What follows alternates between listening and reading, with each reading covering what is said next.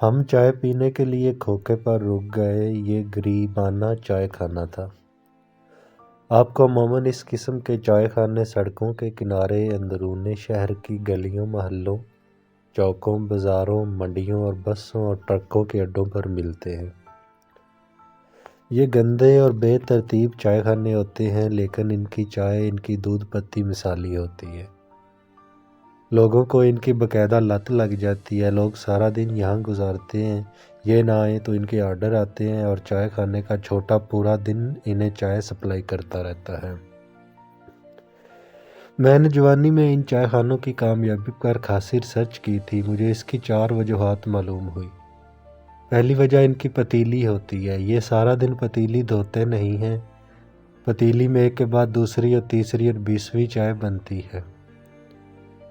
کثرت استعمال کی وجہ سے پتیلی کے پیندے اور دیواروں پر جلی ہوئی پتی کی تہہ جم جاتی ہے۔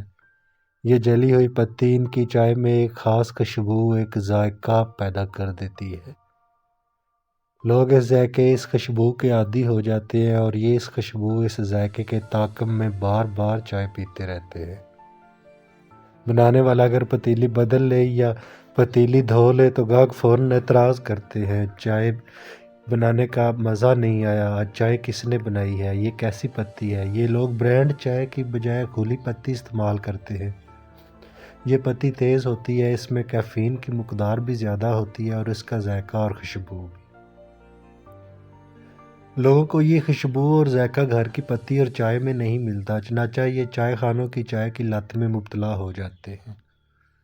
تیسری وجہ دودھ اور چائے کے ابال میں ہے۔ یہ لوگ تازہ دودھ خریدتے ہیں۔ یہ دودھ سارا دن ہلکی آنچ پر گرم ہوتا رہتا ہے۔ دودھ پر بلائی کی موٹی تہہ جم جاتی ہے۔ یہ لوگ بلائی کا چھوٹا سا چھلکا چائے کے کپ میں ڈال دیتے ہیں۔ ہلکی آنچ پر پکنے کی وجہ سے بلائی اور دودھ میں بھی ایک خاص ذائقہ آ جاتا ہے۔ چائے کی پتی کو 6-7 ابال دیتے ہیں۔ ہر ابال پر پونی، چھلنی اور پوے سے پتی کے پانی کو پتیلی سے باہر نکالتے ہیں اور دھار کی شکل میں دوبارہ پتیلی پر پھینکتے ہیں۔ اس عمل سے چائے کے پانی میں آکسیجن کا اضافہ ہو جاتا ہے اور یہ آکسیجن بھی اس میں ایک خاص ذائقہ پیدا کر دیتی ہے۔ ہم گھروں میں عموماً چائے کو دم دیتے ہیں، جبکہ یہ لوگ دم دینے کی بجائے چائے کو پھینٹتے ہیں، اور عمل کا یہ فرق بھی چائے میں فرق پیدا کر دیتا ہے۔ اور آخری مسالہ ہے۔ چائے بنانے والے لوگ چائے میں مسالہ بھی ڈالتے ہیں۔ یہ مسالہ ان کا خفیہ نسخہ ہوتا ہے۔ یہ لوگ چائے میں دار چینی، سونف اور بھنگ کا آدھ پتہ ڈال دیتے ہیں۔ یہ بھنگ کے پتوں کو خشک کر کے پیس لیتے ہیں اور یہ سفوف چائے کی پتی میں ملا دیتے ہیں اور اس مسالے کی وجہ سے چائے میں ہلکا سا سرور آ جاتا ہے۔ یہ چائے پینے کے بعد گاہک کی تھکاوٹ اتر جاتی ہے۔ یہ ان کھوکھوں، ان چائے خانوں کے ٹریڈ سیکرٹ ہے۔ یعنی یہ ٹریڈ سیکرٹ ہمارا موضوع نہیں، ہمارا موضوع جی ٹی روڈ کا وہ کھوکھا ہے جس پر ہم لوگ چائے کے لیے رک گئے تھے۔ ہم چائے پینے کے لیے کھوکے پر رک گئے۔ چائے خانہ گندا تھا، اندر دھول تھی، دھواں بھی تھا، گرمی بھی اور بو بھی، لیکن ہم اس کے باوجود وہاں رک گئے۔ میں ایسے چائے خانوں کی چائے کا رسیہ ہوں۔ مجھے سال 6 ماہ بعد جب بھی موقع ملتا ہے میں ان چائے خانوں میں ضرور جاتا ہوں اور چائے کو انجوائے کرتا ہوں۔ ہم 4 لوگ تھے۔ ہم نے چائے منگوائی اور بیٹھ کر انتظار کرنے لگے۔ گرمی اور ابس تھی، ان میں پسینہ آ رہا تھا۔ میں نے ٹیشو پیپر نکالنے کے لیے جیب میں ہاتھ ڈالا، ٹیشو پیپر نکالا اور چہرہ صاف کرنے لگا۔ ٹیشو پیپر نکالتے ہوئے 50 روپے کا ایک نوٹ میری جیب سے نکل کر فرش پر گر گیا۔ میں نوٹ کے نکلنے اور گرنے سے واقف نہیں تھا۔ یہ نوٹ اڑ کر میرے پاؤں کے قریب پہنچ گیا۔ میں نے دانستگی میں نوٹ پر پاؤں رکھ دیا۔ دور کونے میں درمیانی عمر کا ایک مزدور بیٹھا تھا۔ وہ تڑپ کر اپنی جگہ سے بھاگتا ہوا میرے پاس آیا، زمین پر بیٹھ کر میرا پاؤں ہٹایا، نوٹ اٹھایا اور اس کو سینے پر رگڑ کر صاف کیا، نوٹ کو چوما، آنکھوں کے ساتھ لگایا اور صاف کر کے آنکھوں کے ساتھ لگایا، دونوں ہاتھوں میں رکھ کر مجھے واپس کر دیا۔ ہم چاروں اس حرکت پر حیران تھے، پریشان تھے۔ ہماری جیبوں سے عموماً نوٹ گر جاتے، دیکھنے والے ان کی نشاندہی کرتے ہیں اور ہم نوٹ اٹھا کر دوبارہ جیب میں رکھ لیتے ہیں، لیکن ہم نے زندگی میں کوئی ایسا پاگل نہیں دیکھا تھا جو فرش پر گرے ہوئے نوٹ کے لیے تڑپ کر اپنی جگہ سے اٹھا ہو، فرش پر بیٹھا ہو، اس نے نوٹ اٹھا کر اپنے سینے سے صاف کیا ہو، 50 روپے کے معمولی سے نوٹ کو چوما ہو، آنکھوں سے لگایا ہو اور کسی مقدس ورق کی طرح دونوں ہاتھوں میں رکھ کر مالک کے حوالے کیا ہو۔ یہ یقیناً حیرت کی بات تھی اور ہم چاروں اس وقت حیران تھے۔ میں نے اسے اپنے ساتھ بٹھا لیا، اس کے لیے بھی چائے کا آرڈر دیا اور اس سے اس تڑپ، اس عقیدت کی وجہ پوچھی۔ وہ مزدور تھا مگر وہ صدا کا مزدور نہیں تھا۔ وہ 20 سال قبل شہر کے رئیس لوگوں میں شمار ہوتا تھا۔ اس کا والد شہر کے 4 بڑے تاجروں میں شامل تھا۔ یہ اس کی واحد نرینہ اولاد تھی۔ ینازونم میں پلا تھا، گاڑی تھی، بینک بیلنس تھا، جوانی تھی اور ماں باپ کی اندھی محبت تھی۔ یہ چاروں چیزیں جہاں جمع ہوتی ہیں وہاں بگاڑ ضرور پیدا ہوتا ہے۔ یہ بھی بگڑ گیا، اس کی صحبت خراب ہو گئی، یہ شراب، کباب اور شباب کی لت میں مبتلا ہو گیا تھا۔ اس کے بعد کیا ہوا یہ اس کی زبانی سنیے۔ میں جوان تھا، امیر تھا اور ماں باپ کا اکلوتا بیٹا تھا۔ مجھے برے لوگوں نے گھیر لیا، میری صحبت خراب ہو گئی۔ میرے والد کو معلوم ہوا تو انہوں نے مجھے سمجھانا شروع کیا، یہ سمجھانے کی حد کراس کر جاتا ہے۔ میرے ساتھ بھی یہی ہوا۔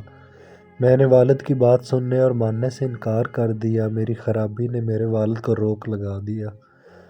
وہ اس روگ میں چل بسے۔ مجھے ساری زمین، جائیداد اور بینک بیلنس مل گیا۔ میں والد کے انتقال پر اداس ہونے کی بجائے دولت ملنے پر خوش تھا۔ میں نے اپنی ماں اور بہنوں کو چھوٹے سے مکان میں شفٹ کیا، ان کا ماہانہ خرچ طے کیا اور والد کے حق حلال کی دولت کو انجوائے کرنے لگا۔ میں نے اپنے گھر کو رقص گاہ بنا لیا۔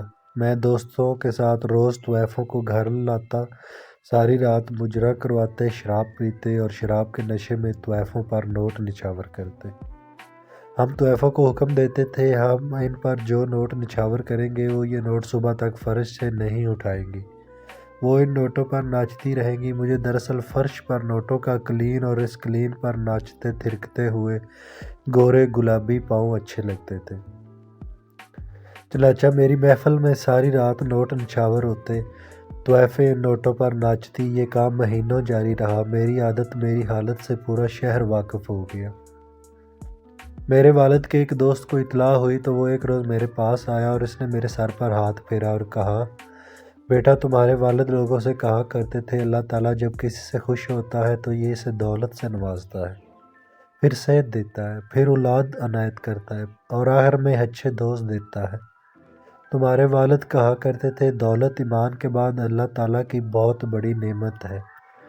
لوگوں کی نسلیں اسی نعمت کی دعا کرتے کرتے قبرستان پہنچ جاتی ہیں۔ اللہ بہت لوگوں پر خوشحالی کے دروازے کھولتا ہے، لیکن جب اللہ کے بندے نوٹوں کو پاؤں میں رونتے ہیں تو اللہ تعالیٰ ناراض ہو جاتا ہے اور یہ دولت کی ناقدری کرنے والوں سے ایمان بھی چھین لیتا ہے، عقل بھی، صحت بھی اور اچھے دوست بھی۔ والد کے دوست کا کہنا تھا تم نوٹوں کو طویفوں کے قدموں میں نچھاور کر کے اللہ کی بڑی نعمت کی توہین کر رہے ہو، تم تباہ ہو جاؤ گے، تم سنبھل جاؤ۔ لیکن میں اس وقت نشے کے گھوڑے پر سوار تھا۔ میں نے ان کو یہ کہہ کر روانہ کر دیا، آپ مجھے میرے حال پر چھوڑ دیں، آپ اپنے بچوں پر توجہ دیں۔ یہ روز لوگوں کے گریبان پھاڑتے ہیں۔ وہ چلے گئے، میں نے اپنا معمول جاری رکھا اور میرے دوست طویفوں کے قدموں میں نوٹ نچھاور کرتے رہے۔ ایک دن اس غرور کا نتیجہ نکل آیا، میں نے نشے کے عالم میں گولی چلا دی، ایک طویف ماری گئی، کیس بنا، میں سزا سے بچ گیا، لیکن میرا سب کچھ چلا گیا اور میں فیکٹری میں مزدوری کرتا ہوں۔ وہ رک گیا، اس نے لمبی سانس لی اور بولا، جب بھی کسی نوٹ کو کسی پاؤں میں گرا ہوا دیکھتا ہوں تو تڑپ اٹھتا ہوں۔ میں نوٹ کو اٹھا کر صاف کرتا ہوں، ہونٹوں اور آنکھوں کے ساتھ لگاتا ہوں اور مالک کو واپس کر دیتا ہوں، کیونکہ میں سمجھتا ہوں دنیا کا جو بھی شخص نوٹ کو پاؤں میں رونتا ہے یا رونتا ہوا دیکھ کر خاموش رہتا ہے وہ تباہ ہو کر رہ جاتا ہے۔ اس نے ایک اور لمبی آہ کھینچی اور بولا، چودھری صاحب یہ بات پلے باندھ لیں، مجرا کرانے والا کوئی شخص امیر نہیں رہ سکتا، یہ تباہ و برباد ہو جاتا ہے، کیونکہ یہ اللہ کی نعمت کو گندی عورتوں کے قدموں میں رونتا ہے اور اللہ تعالیٰ کی ذات اپنی نعمت کی یہ تذلیل برداشت نہیں کرتی۔ اگر آپ کو سٹوری اچھی لگی ہو تو چینل کو سبسکرائب اور لائک کیجیے اور سٹوری کو شیئر کیجیے۔ والسلام۔